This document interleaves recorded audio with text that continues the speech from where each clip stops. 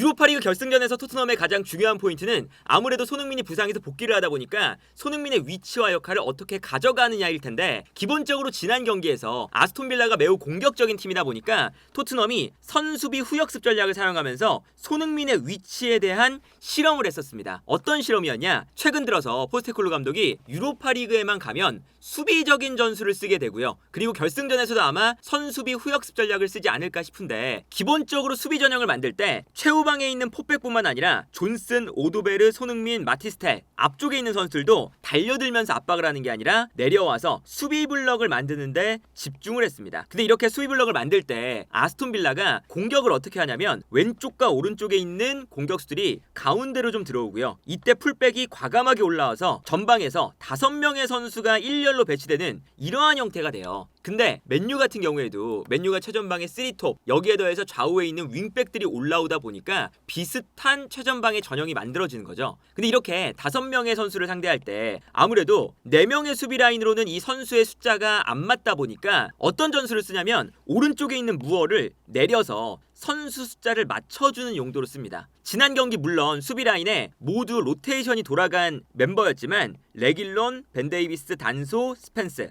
여기에 무어가 내려가서 5명의 수비 라인을 맞춰요. 그러면 이때 최전방에 있었던 오도베르가 최전방에만 있지 않고 무어가 내려가는 순간 살짝 오른쪽으로 내려와서 5-4-1의 형태가 됩니다. 이렇게 5-4-1의 형태가 됐을 때 장점은 어떤 거냐? 왼쪽의 손흥민은 아무래도 내려가지 않으면서 달려나갈 준비를 할 수가 있다는 거거든요. 무어는 내려가고 손흥민은 달려가는 역습을 준비하는 역할을 손흥민에게 줬어요. 사실 무어가 내려가지 않으면 이제 어떤 식으로 수비를 해야 되냐면, 풀백이 올라올 때 상대팀 좌우 풀백이 높게 올라오면 공격이 시작되는 위치에 따라서 오른쪽에서 공격이 시작되면 무어가 내려가고 왼쪽에서 공격이 시작되면 손흥민이 내려가는 이런 형태였거든요. 근데 아예 손흥민이 내려오지 않도록 무어를 내리는 이런 선택을 포스테코글루 감독이 가져간 거죠. 그래서 경기를 보면 이제 이런 형태가 나타납니다. 최후방에 포백이 형성이 되어 있고요. 4명의 수비 라인과 왼쪽에 손흥민, 오른쪽에 무어 2명의 선수가 있는데, 오른쪽에 있는 무어가 손흥민보다 내려가서 수비 라인에 가담을 해주고 있어요. 그러면 손흥민은 약간 높은 위치에 있고 무어는 내려가서 5명의 수비 라인이 되는 거죠. 그래서 수비를 할 때 보면 손흥민 선수가 늘상 약간 높은 곳에 있고요. 무어가 내려가서 5명의 수비 라인을 만드는 이러한 전형이거든요.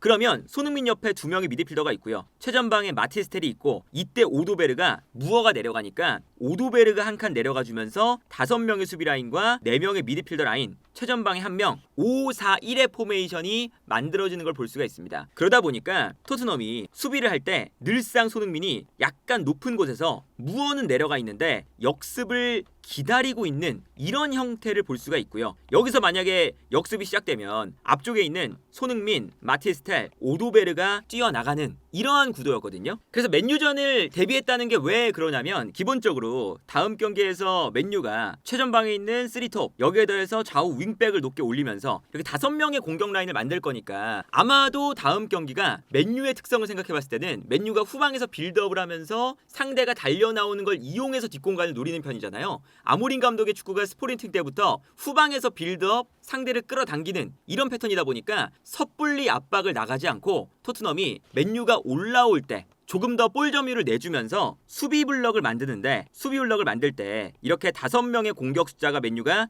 형성이 되다 보니까 손흥민을 조금 더 높은 지역에 올려놓고 우도기, 반더벤, 로메로, 포로, 존슨이 조금 더 내려와서 이렇게 수비를 하는, 오도베르가 이러면 오른쪽으로 빠져주는, 이러면서 5-4-1의 형태가 되는 형태를 고민하고 있지 않나. 그리고 이렇게 된다면 사실 존슨의 수비력이 그렇게 믿음직스럽지 못하기 때문에, 그렇다면 오히려 이 오도베르의 자리가 존슨의 자리가 될 수도 있어요. 그래서 오도베르가 오히려 오른쪽에 서고 존슨이 가운데 서면서 오도베르가 내려갈 수도 있고, 아니면 오도베르가 나오지 않는다면 차라리 사르처럼 중앙 미드필더스러운 선수를 오른쪽에 기용해서 내려가게끔 만들고, 그리고 가운데 있는 존슨이 연쇄적으로 내려가서 5-4-1의 형태, 여기서 손흥민과 존슨, 솔랑키 이 3명의 선수가 뛰어나가는 이러한 형태가 될 수도 있거든요. 그래서 아마도 포스테코글루 감독이 지난 아스톤 빌라전의 전술을 생각을 하면서 맨유전에 대한 그런 고민을 하고 있는 것으로 보이는데, 어떻게 선수 구성이 되든 어쨌든 중요한 건 오른쪽에 있는 선수는 내려가고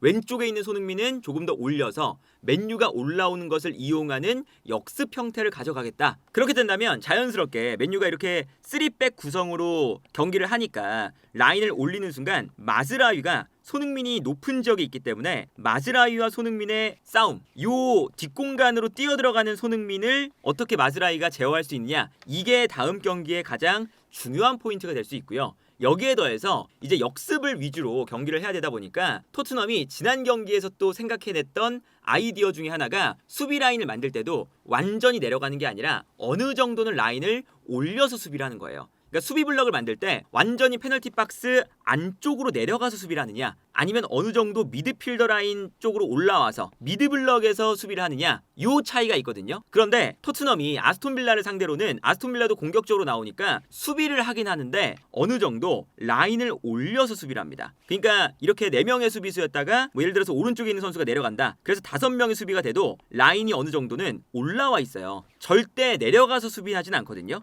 그러면 라인이 올라와 있다 보니까 상대도 라인을 올리는 순간 뒷공간으로 뛰어들어갈 수 있는 오도베르라던가 솔랑키, 손흥민, 이런 공격수들의 움직임이 상대 뒷공간과 굉장히 가까워진다는 거죠. 그래서 수비 블럭을 기본적으로 요 미들라인에 만들어 놓고 여기서 끊어내면 바로 역습을 한다. 이것도 기본적으로 손흥민을 활용한 공격 방식을 생각했을 때 손흥민을 약간 높은 지역에서 쓸 때 심지어 토트넘의 라인이 완전히 내려가 있지 않다 보니까 손흥민의 위치는 조금 더 위쪽에 형성이 될 수가 있는 거고요. 확실히 포스테코글루 감독이 맨유와의 결승전에서는 역습을 위주로 경기를 할 것이 굉장히 명확해 보인다. 그래서 예를 들면 이런 거예요. 토트넘이 지난 경기 수비를 할 때 보면 완전히 내려가지 않고 수비 라인 자체를 어느 정도는 올린 상태에서 수비 라인 만들거든요. 그러다 보니까 토트넘의 전체적인 수비적인 블럭 자체가 내려가서 만들어지지 않고 위쪽에서, 그러니까 미들 라인에서 만들어지는 걸 볼 수가 있습니다. 그러다 보니까 상대가 공격을 하기 위해서는 이 수비 블럭 안으로 들어가야 되는데 안으로 들어갔다가 끊기는 순간 바로 역습으로 나갈 수 있는 이런 상황이 되는 거고, 전체적인 선수들이 수비를 하면서도 높은 라인에 위치를 하고 있으니까 바로 공간으로 뛰어나갈 수 있는 이런 상황이 만들어지는 거거든요. 그래서 실제로 토트넘이 수비를 하는 걸 보면 이 장면도 보시면 라인이 완전히 낮질 않아요. 수비 라인을 어느 정도는 올려놓고 앞쪽에서 수비 블럭을 만들고 있죠. 그러다 보니까 지난 경기 아스톤 빌라가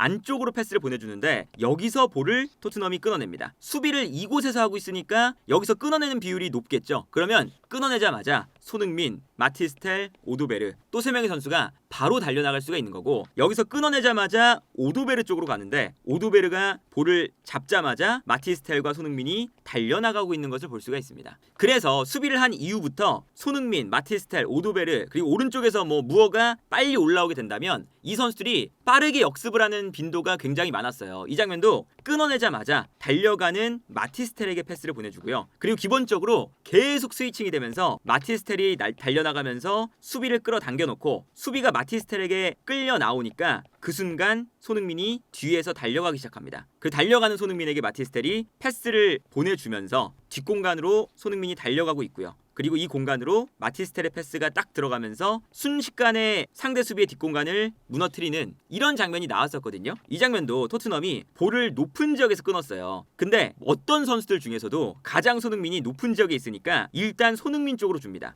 그리고 손흥민이 여기서 볼을 받아서 가운데로 들어오면서 앞에 있는 선수에게 패스를 보내줘요. 그 다음에 여기서 2대1 패스를 주고받으면서 손흥민이 계속 가운데로 들어가거든요. 그리고 손흥민이 전방에서 이렇게 볼을 소유해주니까 손흥민이 볼을 소유하는 동안 옆에 있는 선수들이 달려나갈 수 있는 시간적인 여유가 있습니다. 그래서 손흥민이 앞쪽에서 볼을 소유해주고 달려나가는 앞쪽의 토트넘의 선수들, 그리고 이 공간으로 손흥민이 패스를 넣어주면서 뒷공간이 또다시 무너지는 이런 장면이 나오고 있어요. 여기서도 이제 달려나가는 오도베르가 볼을 잡아서 반대편에서 달려나가는 마티스텔에게 연결을 해주는 이런 장면이었죠. 그래서 실제로 지난 경기 토트넘 선수들의 평균적인 위치를 보면 손흥민 선수가 가장 높은 곳에서 위치하고 있는 걸 볼 수가 있거든요. 그리고 여기서 이제 역습을 위해서 기다리고 있다가 뛰어나간다라는 거죠. 그리고 토트넘 선수들의 전체적인 위치 자체가 하프라인 밑에 있다는 것은 그만큼 아스톤 빌라보다 수비를 많이 했다는 거잖아요. 하프라인 밑에서 기다리다가 달려나가는 손흥민부터 역습을 시작하겠다. 이게 아마 맨유전에서 포스테코글루 감독이 생각하고 있는 포인트가 아닐까 싶고, 이건 손흥민이 포스테코글루 감독이 오기 전 콘테, 무리뉴,